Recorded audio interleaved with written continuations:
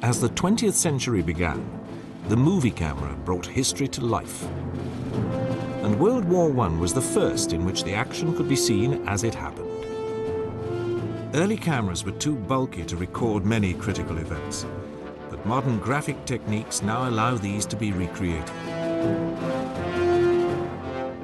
Such as the world's first tank-against-tank engagement, the exploits of the war's leading balloon buster, a daring special forces operation, defending a fortified position against a revolutionary new weapon, or the brutal effectiveness of air power. Modern techniques also allow World War I to be seen in color as it really happened. This was the war in which many of the weapons which today dominate the battlefield were first developed. The machine gun, the tank, specialized combat aircraft like fighters and strategic bombers, and the craft which revolutionized naval warfare, the submarine and the aircraft carrier.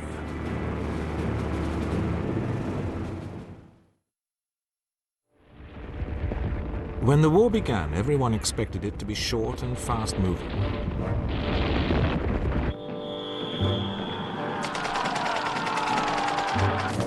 Instead, the power of the machine gun, massive artillery bombardments, and barbed wire led to the nightmare of trench warfare.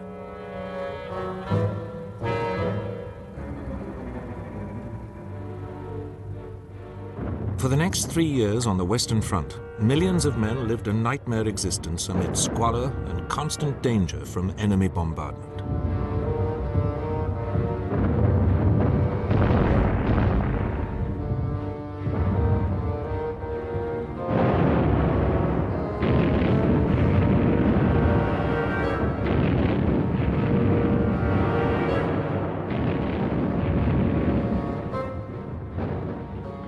They went over the top in futile mass attacks. Only to be mown down in their hundreds of thousands by enemy machine guns. Attempts were made to break the stalemate, one of the most macabre, planned by the German General Staff. The historic fortress town of Verdun would be assaulted, not to achieve a breakthrough, but simply to bleed the French army to death.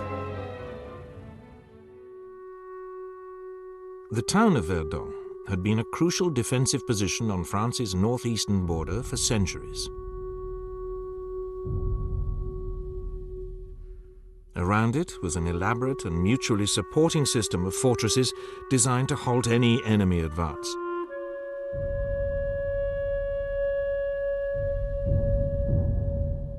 The Germans calculated that the French could not afford to allow the position to be lost. They would pour the elite of their army into what would become an horrific killing ground. The fortresses, like that at Douaumont, had first been built in the 16th and 17th centuries.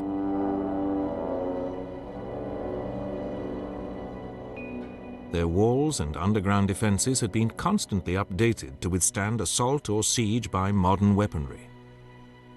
They had massive and heavily armored rotating turrets for heavy artillery.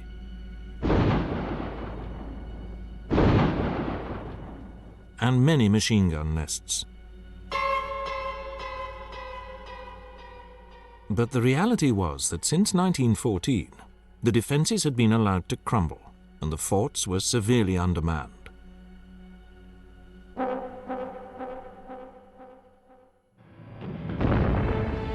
On the 21st of February 1916, after a 9-hour bombardment, the German attack began. After 4 days of savage fighting, a German assault pioneer, Sergeant Eugen Kunze, managed to get into Douaumont. To his astonishment, he wandered entirely alone through a vast concrete labyrinth. He could hear the muffled bangs of Fort Douaumond's 155mm gun. Guided by these, he made his way nervously to the main turret. The French gun crew was so preoccupied that they didn't notice him until he made them prisoner. Kuntze then roamed on.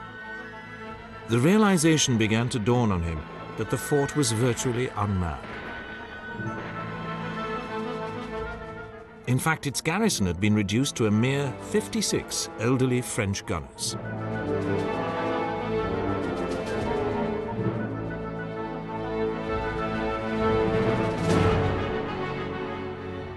Scarcely able to believe his good fortune, Kuntze eventually found the remainder of these in the main dormitory, many still in their beds.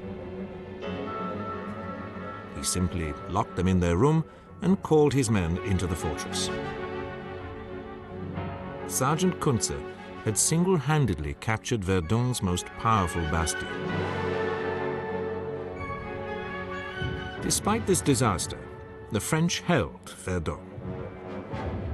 Astonishingly, 3/4 of the French army was involved in the fighting during the next 9 months. More than 750,000 men, roughly half of them French and half German, were sacrificed in the bloodbath. By the fourth winter of the war, the Allies were hanging on grimly, desperately waiting for the arrival of millions of fresh American troops to turn the tide. The Germans were equally aware of this danger. Russia's collapse in December 1917 meant that they could bring more than 1 million men west, and General Erich Ludendorff, the commander on the Western Front, was determined to use these to achieve a swift and final victory.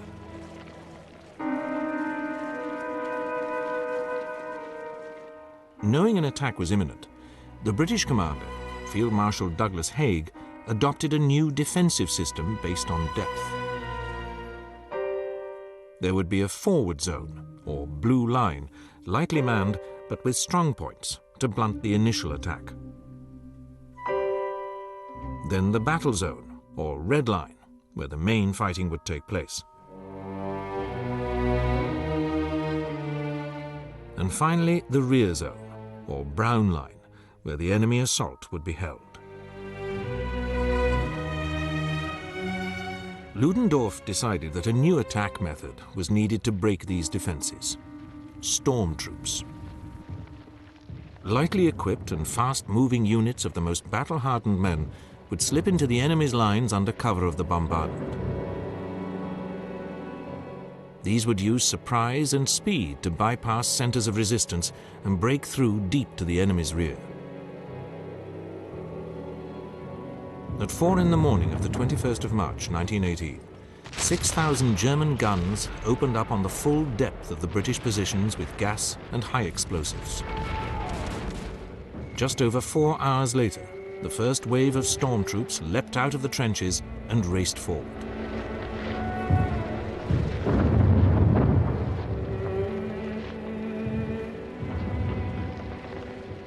They slipped through the wire using stick grenades as one of their main weapons.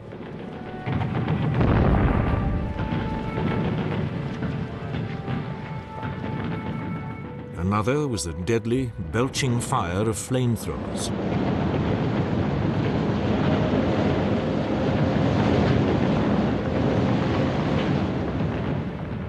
The German barrage moved forward 100 meters every 2 to 3 minutes, protecting this human tidal wave. But in the end, it ran out of impetus, and the last great German offensive fizzled out.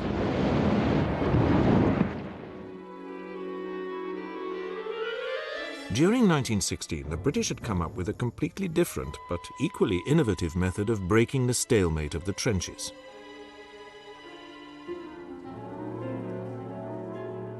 Deep underground, special teams of miners recruited from the coal fields of Wales and northern England had begun to tunnel under the German lines.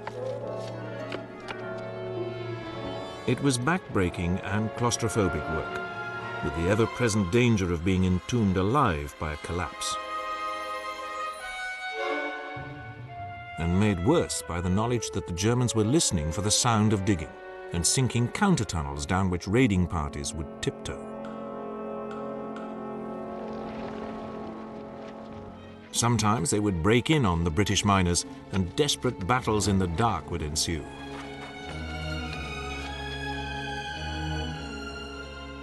Some of the tunnel systems stretched for hundreds of yards underground, with elaborate dead ends and false connections.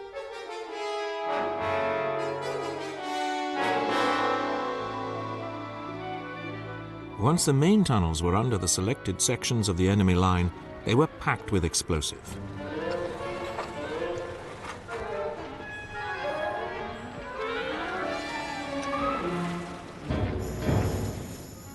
An average of 21 tons of amatol per mine.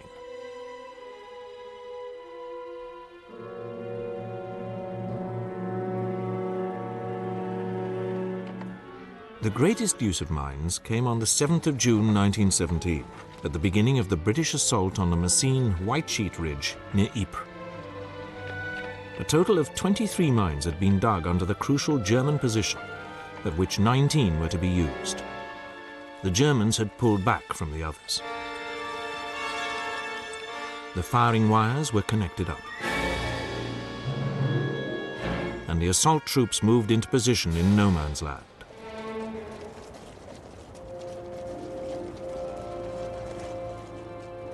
After 6 months of preparation, the firing teams checked their watches and prayed a lot.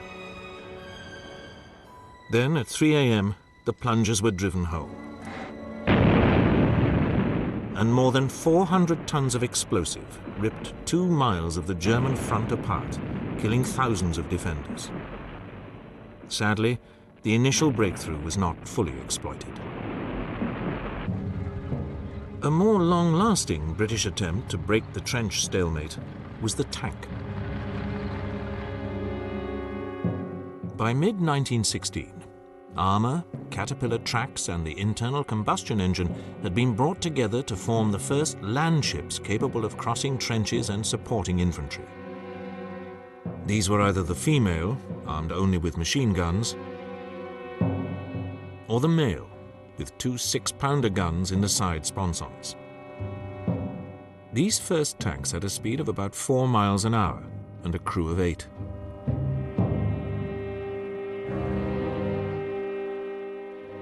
The British tanks were first used piecemeal in September 1916, during the Battle of the Somme. They achieved some local successes. But it was not until the Battle of Cambrai, in November 1917, when 376 tanks were used, that their true potential was shown.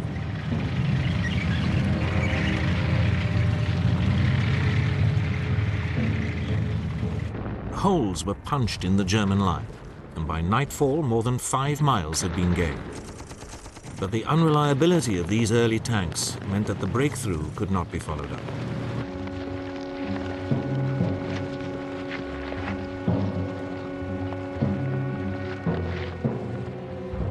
Nevertheless, the Germans were so impressed by the British successes that they urgently developed their own tank, a 33-ton monster with a crew of 18 named the A7V. Armed with a 57mm cannon and 6 machine guns, it was totally underpowered and unwieldy, and could only manage 3 miles an hour. But it was rushed into service to counter the British threat, and the first tank-against-tank confrontation soon followed.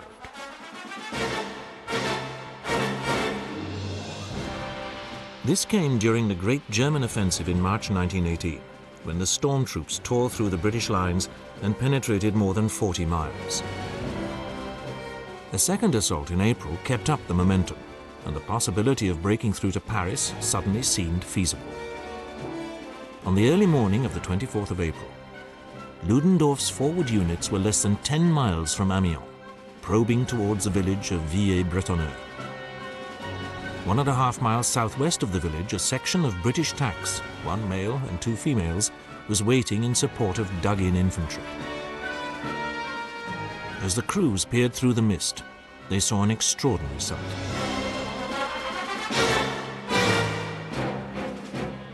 One of the few operational German A7Vs lumbered into view. The British started up and moved forward to engage it.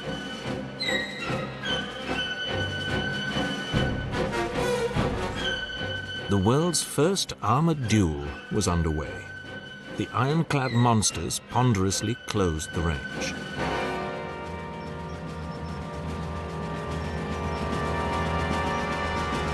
Inside the tanks, the conditions were appalling. There was no proper suspension, and the unsilenced engines roared and belched fumes. Finally, the leading British tank, the Mail, opened fire with its 6-pounder gun, but missed.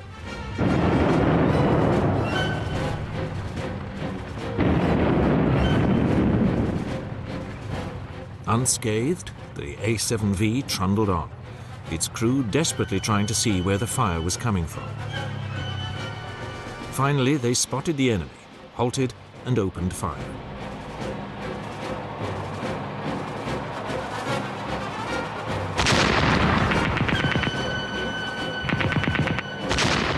No effect at first, but then it began to find its range and struck both British females.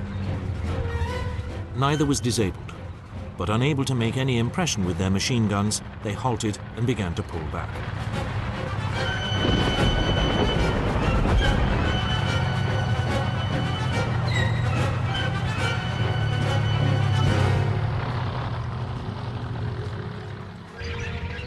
While the German was concentrating on its mates, the British Mail continued to advance and close the range.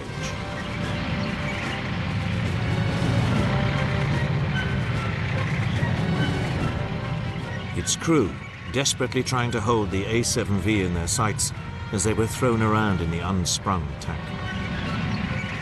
At last they got within effective range and opened fire again.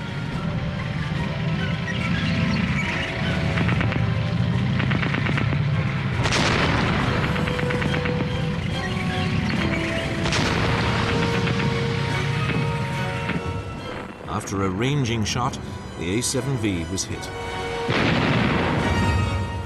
Its crew decided that the British fire was getting a bit too accurate and began to withdraw, thus ending the world's first tank versus tank battle.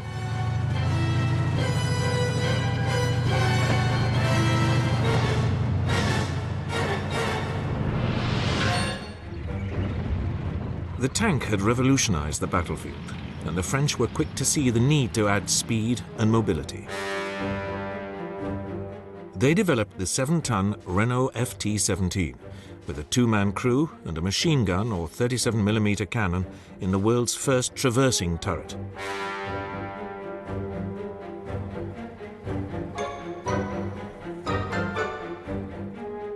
The American forces, which had begun arriving in France in summer 1917, soon replaced their French helmets with the British version, but enthusiastically adopted the small French tank. They practiced with it before the cameras for publicity.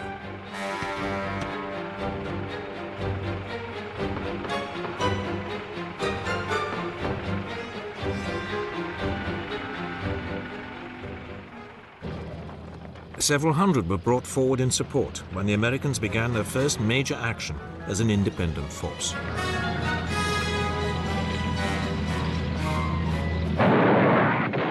This was September 1918 in the Meuse-Argonne area of northeastern France.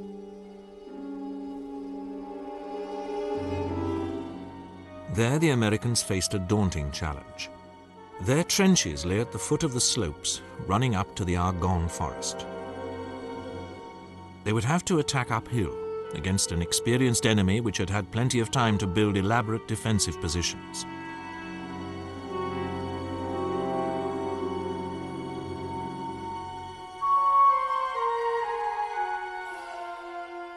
Behind the barbed wire and trenches of the German front line lay a series of machine gun nests which had been carefully camouflaged in the wooded terrain.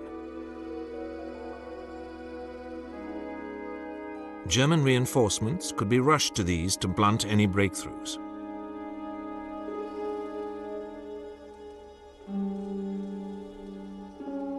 From them, the German defenders could bring withering fire to bear on advancing troops.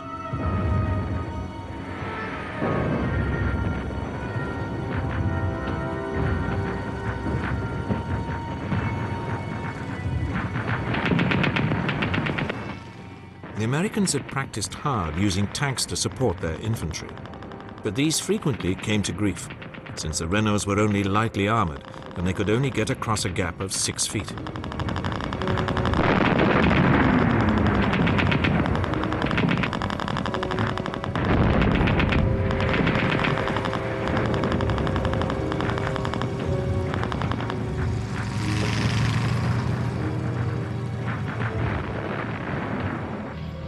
Despite these problems, the US troops were able to break through after 3 weeks' savage fighting and force the Germans to abandon their defensive line.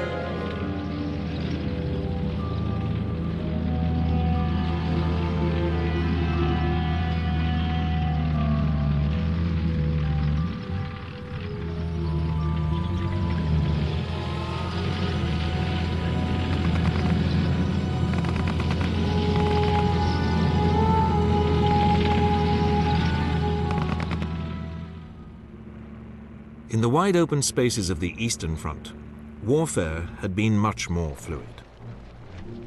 In August 1914, Tsar Nicholas II and his generals planned to send the Russian First Army across the border of East Prussia in the north, advancing along the railway line towards the capital Königsberg and drawing the German defenders towards it.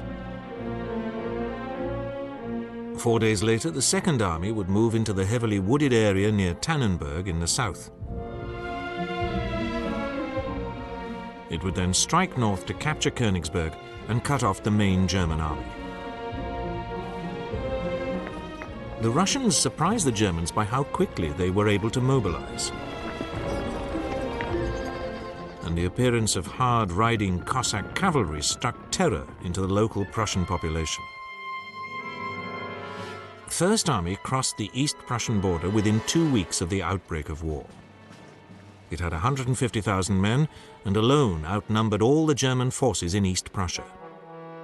The opposing armies clashed indecisively near the town of Gumbinnen, whereupon the German commander, Max von Prittwitz, fell back in panic, begging for permission to evacuate East Prussia, and the Russian general Pavel Rennenkampf advanced a few miles and then stopped.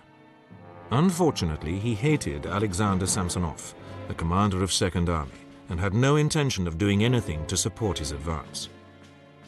The German High Command had now called 67-year-old Paul von Hindenburg out of retirement to replace von Prittwitz, with the highly able Erich Ludendorff as his chief of staff.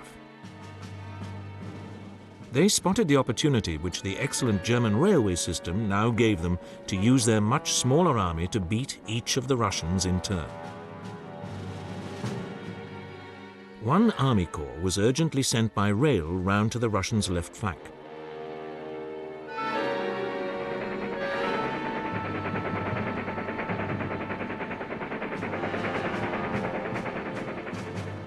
This went unnoticed by the enemy, which was unaware that it faced any serious opposition. Most of the remaining 2 corps were then ordered to march southwest as fast as they could to take up a position on the right of the advancing Russian Second Army. Once again, all evidence of a major enemy move was ignored by Second Army, while the remaining German division spread out as a covering force to harass the First Army once Rennenkampf decided to get moving again.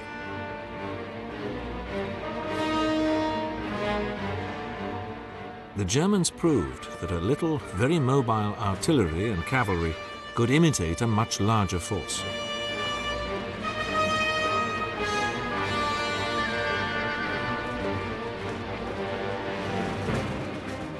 In the south, the Germans watched as the Russian Second Army lost cohesion amid the forests and lakes.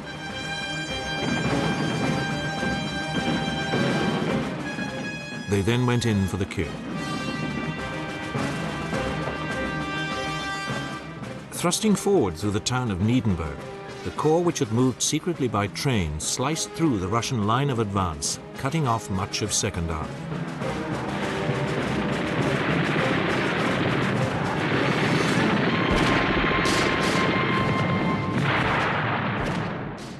Then the other corps, which had moved southwest, completed the encirclement.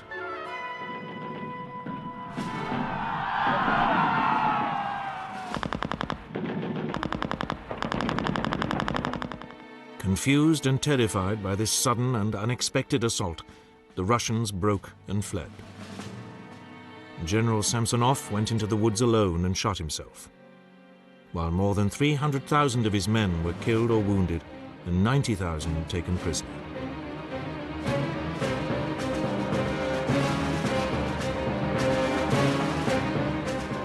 It was one of the most complete defeats in military history.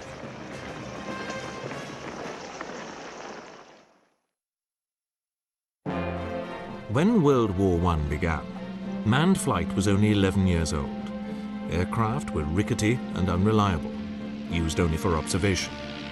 Their crews used handheld pistols or machine guns to drive off the enemy. But then a Dutch engineer named Anthony Fokker, working for the Germans, found a way of interrupting the fire of a machine gun so it could fire forward through the propeller. His Eindecker, or single-winger, became the world's first specialized fighter, and for 6 months ruled supreme over the Western Front.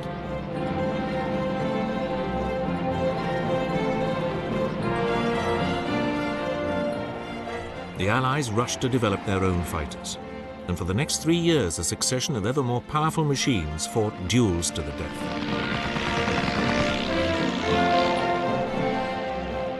The most successful pilots became superstars. Aces like Manfred von Richthofen, the Red Baron, the Frenchman Georges Guynemer,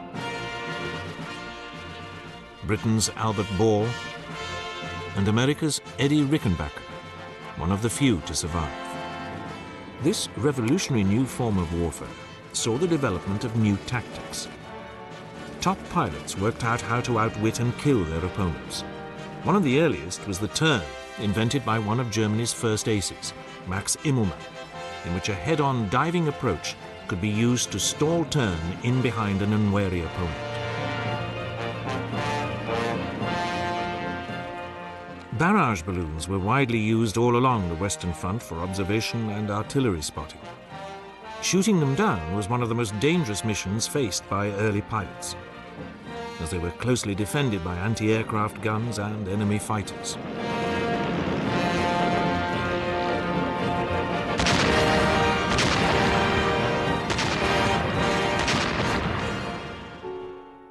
One of the most successful, famous, and short-lived balloon busters was a 21-year-old American Lieutenant Frank Luke. Luke only reached a frontline squadron in August 1918 and was determined to become famous as a fighter pilot. He saw the dangerous job of balloon busting as his quickest way to get to grips with the enemy and volunteered. On the 12th of September, just 2 weeks before US troops began the Meuse-Argonne offensive, Luke went on his first balloon hunt. He shot down one that day.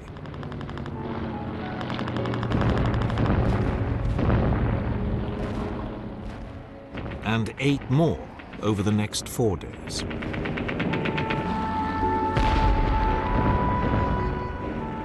Within a fortnight, he had 14 confirmed kills. During this devastating aerial rampage, he had also shot down 5 enemy fighters, making him America's leading ace. But Luke was now becoming dangerously punch-drunk by his success, and felt that nothing could stop him. On the 29th of September, he took off and flew over his airfield, dropping a note saying, "Watch the 3 Hun balloons on the Meuse." He wanted an audience for his next spectacular. And US troops watched as the first balloon burst into flames and the tiny plane moved on to the next.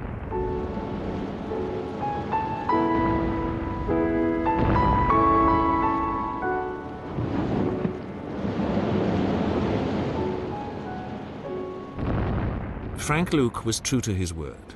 The 3rd balloon also went down. But he never got back to base to bask in his glory. As night fell, there was no sign of him.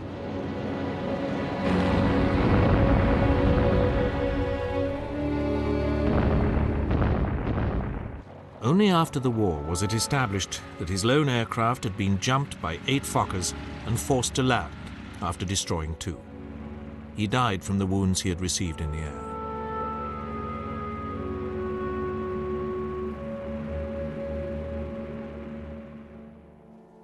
The information sent back by the observation balloons was increasingly used not only to direct artillery bombardments, but to plan bombing attacks on enemy lines and supply routes.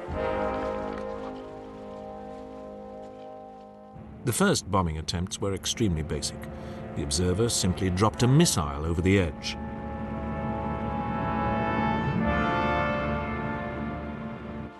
But soon aircraft were being fitted with wing racks on which increasingly powerful bombs were attached.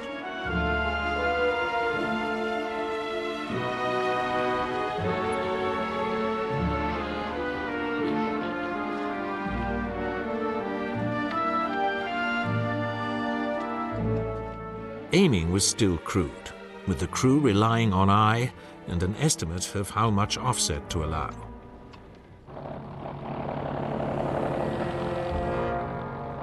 But this new form of warfare soon began to prove how effective it could be.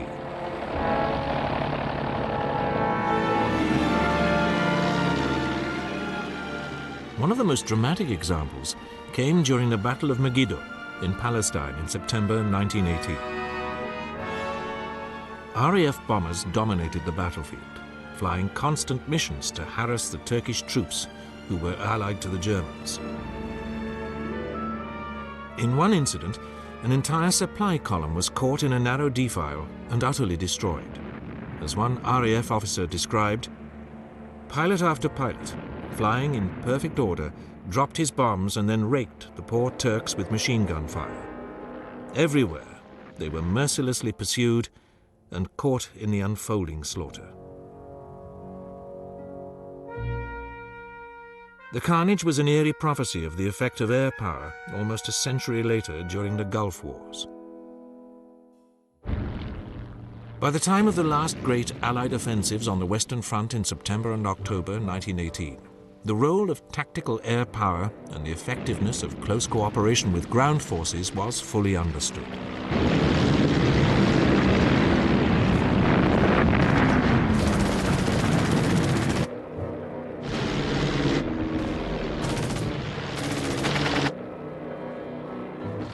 So too was the potential of this new weapon for long-range strategic assault.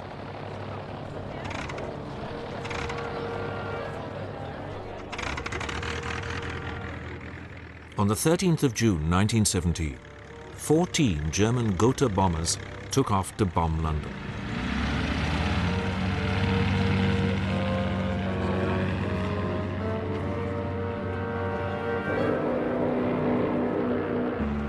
Each carried a ton of bombs, and 162 civilians were killed. This raid opened a new chapter in warfare. For the first time, non-combatants many miles from the front were directly in the firing line. By the end of the war, the British had developed their own strategic bomber force and were preparing to mount sustained campaigns against German cities. The strategic bomber was now seen as one of the crucial factors in warfare. As Prime Minister Stanley Baldwin said in the 1930s, the bomber will always get through.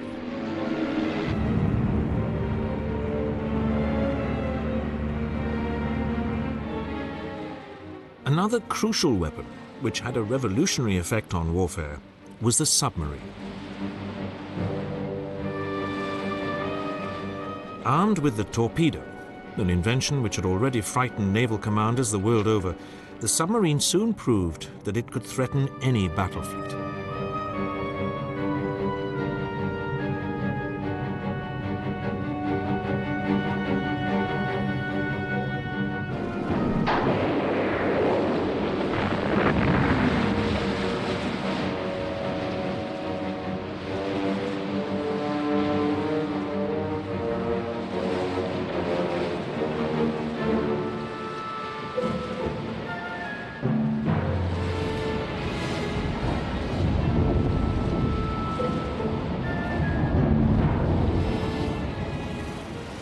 But it was not the threat to battle fleets which was to prove critical.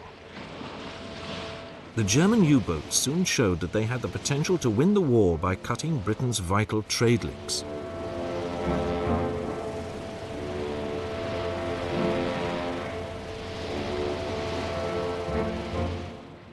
Only the danger that indiscriminate sinking of neutral ships might bring the United States into the war held the Kaiser back from launching an all-out attack until 1917.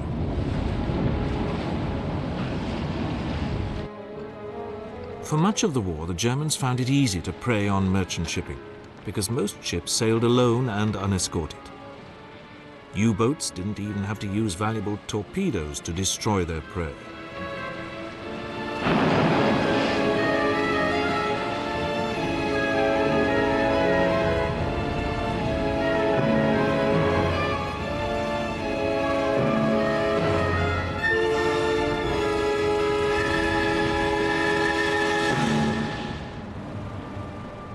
The British eventually introduced convoys and developed methods of locating submerged U-boats using sound detectors towed behind warships.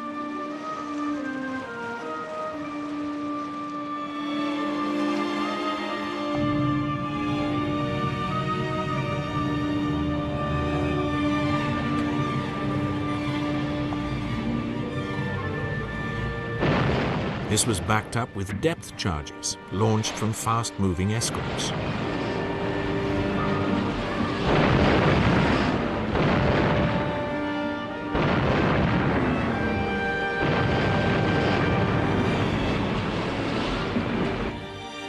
But the U-boat threat continued, and the British Admiralty decided that the only way of stopping the Wasps must be to block up the Wasp's nest.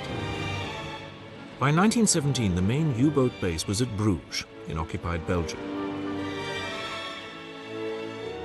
8 miles from the sea, but connected to the ports of Ostend and Zeebrugge by canals.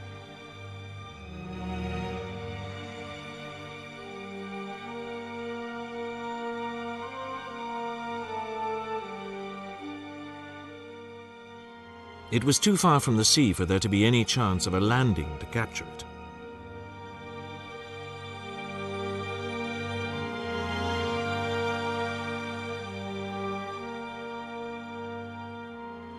The U-boats were housed in concrete shelters, which provided excellent protection against naval or air bombardment. So British Admiral Roger Keyes, commander of the Dover Patrol, decided that the best way to stop them was to block the points where the canals went out into the sea. Both the ports were heavily protected, with artillery and troops, and the entrance at Zeebrugge was also guarded by a mile-long mole. This was heavily fortified with a 20-foot-high wall on the seaward side and would need to be seized before block ships could reach the harbour mouth. Keyes decided that this could be achieved by berthing a shallow draft ship alongside it, carrying a landing party of elite troops, 700 men of the Royal Marines. He selected the cruiser HMS Vindictive for the task, and she was fitted with extra armour and guns. A new upper deck was built with 18 landing ramps, which would be lowered on top of the sea wall.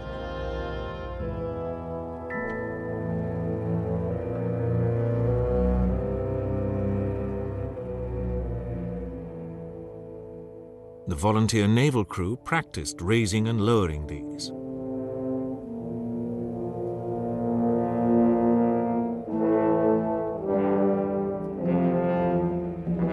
The mole had arches halfway, and it was planned to blow these using an obsolete explosive-packed submarine so that reinforcements could not get along it.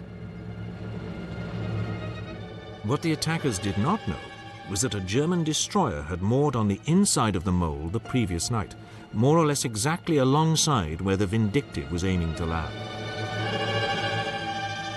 Admiral Keyes, aboard the destroyer HMS Warwick, led the task force out of Dover Harbour on the evening of the 22nd of April.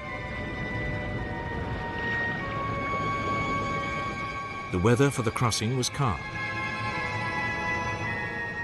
For the previous week, monitors, with their massive 15-inch guns, had been bombarding the German coastal guns and strongpoints.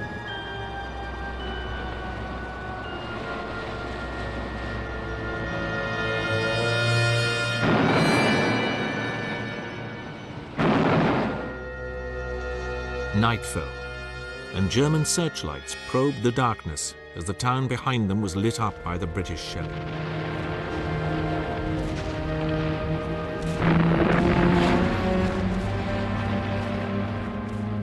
Then, at 23:30 hours, coastal patrol boats surged in and released their smoke floats.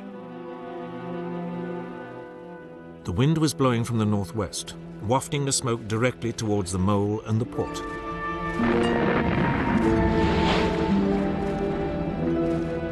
Realizing that something was going on, the Germans opened a furious fire, but their view was increasingly obscured by the smokescreen from the criss-crossing small boats.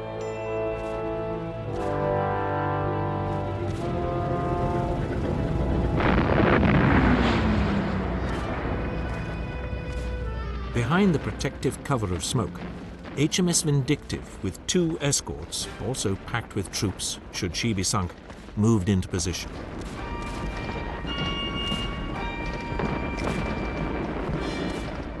The cruiser's captain ordered full speed ahead.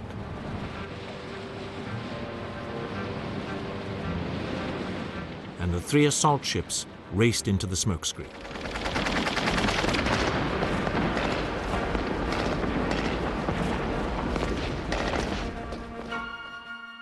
On the mole, German sailors strained to see their enemy. Then, with only 250 yards to go, the 3 British ships emerged, and the Germans opened a withering fire. In the few moments that it took to reach the mole, the 2 most senior Royal Marines and 2 naval officers were killed. The German destroyer had also joined in the fire, and a heavy swell was making it hard for Vindictive to get close to the mole.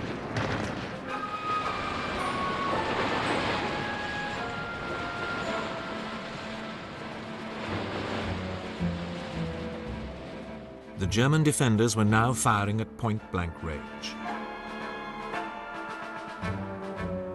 And the Royal Marines, crowded on the deck of Vindictive, were being slaughtered.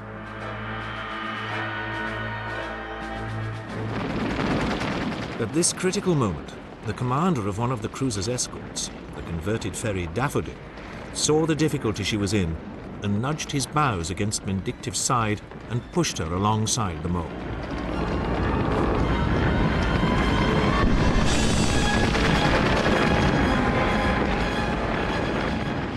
At last, the landing ramps went down and the Royal Marines could start to fight their way ashore. One officer, seeing a platoon of men crouched close to a ramp, ordered them ashore, but no one moved. They were all dead, cut down by a single machine gun.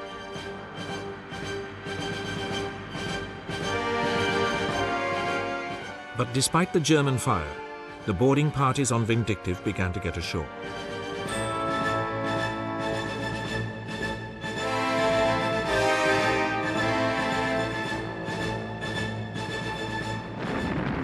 The men on her 2 escorts were unable to disembark because of the height of the sea wall, so those from Daffodil clambered aboard Vindictive so as to use her landing ramps. As the landing parties came over the top of the wall, they were met by a storm of bullets which cut down many of them.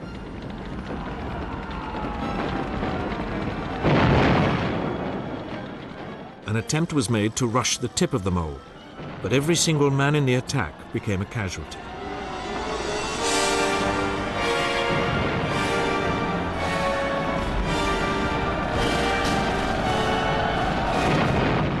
The Germans were firing from well-fortified positions, and it seemed almost impossible to winkle them out. From the foretop of Vindictive, a section of Royal Marines was manning Lewis guns to provide covering fire.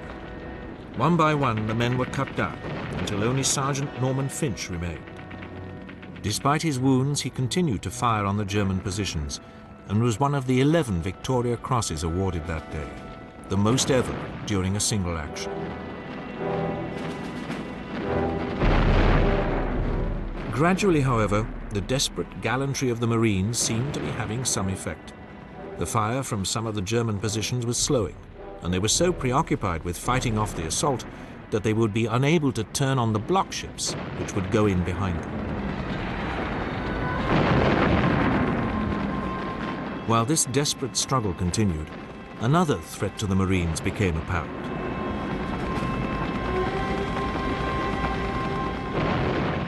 One which could abort the whole mission. A battalion of German infantry on bicycles was seen approaching the mole. If they got onto it, the Marines would be overwhelmed.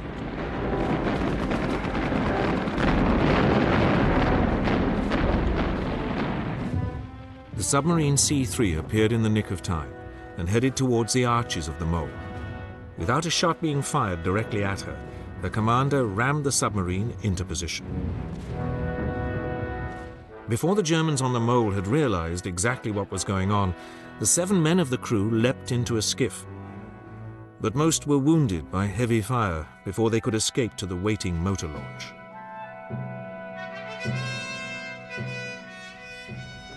"12 minutes later, the submarine exploded, blowing a 30-yard hole in the mole. Any German hope of reinforcing their troops was now at an end. With the Germans on the mole fully tied down, it was time for the crucial block ships to move in. 3 elderly cruisers, Thetis, Intrepid, and Iphigenia, had each been packed with 1,500 tons of concrete and equipped with scuttling charges. Manned by volunteer crews, they now slipped in behind the mole and headed for the entrance.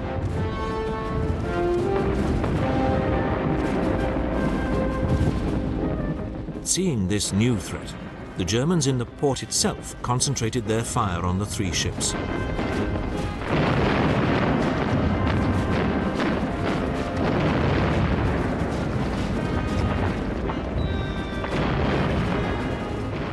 Thetis was hit particularly severely and began to fill with water, so her commander had to scuttle her outside the entrance.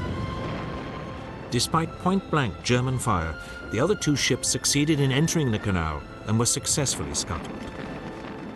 Launches were standing by to rescue the crews of the block ships, and these now moved in under heavy fire.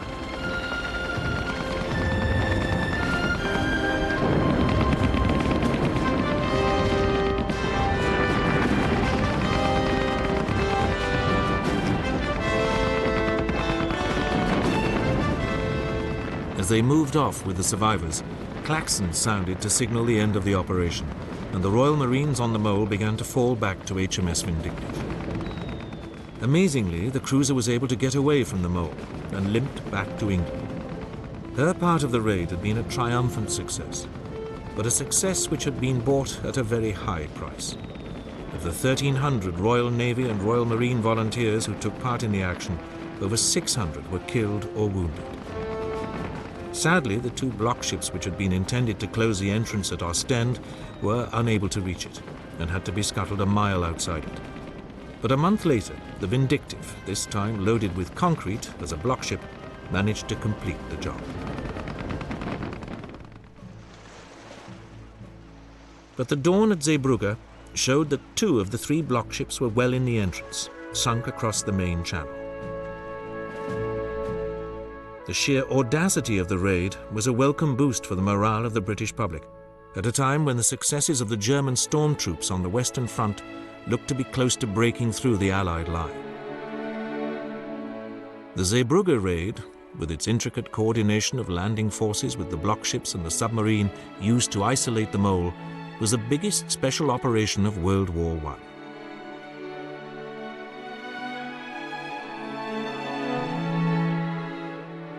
Roger Keyes, the man who conceived it, was to go on to plan similar assaults when he became Director of Combined Operations in 1940.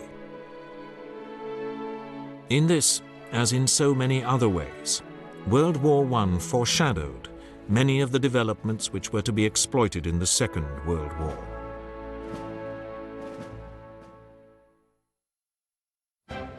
And even more spectacularly, it pioneered many of the weapons which have revolutionized today's battlefield.